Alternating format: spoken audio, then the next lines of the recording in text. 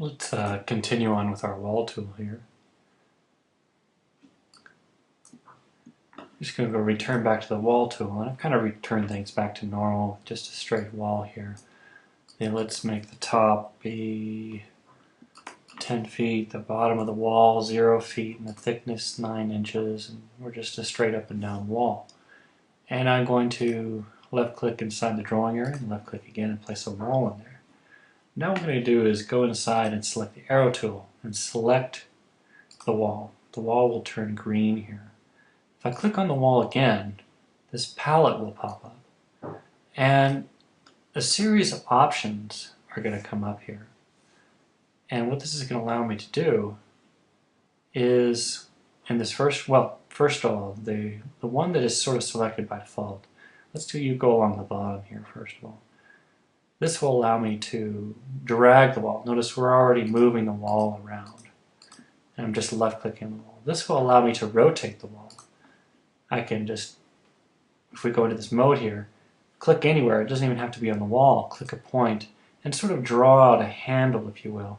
And then you're able to rotate the wall around a point. Again, I'll select the wall. We'll go to this one right here, which is mirror the wall. So we can mirror this wall over. We'll talk more about mirror later, but think about it as creating a mirror image of the copy, if you will. And I'll just draw a mirror line straight up and down. You can see the wall ends up over here, mirrored. What's left becomes right, and what's right becomes left, just over here.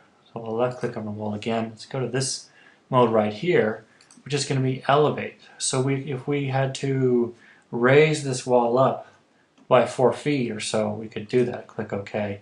Nothing happens here. We'd have to go into 3D and sort of see the wall jump up by 4 feet. We could also go into the wall settings and take a look. Oh yes, the wall is indeed starting up 4 feet. It's still 10 feet tall, but the bottom of the wall is at 4 feet. We can also see that here. The bottom of the wall is at 4 feet, top of the wall is 14 feet. Let's put this back down. Let's go to 10 feet and 0 feet. We can also elevate a wall that way. Click on the wall again. I'll hit cancel.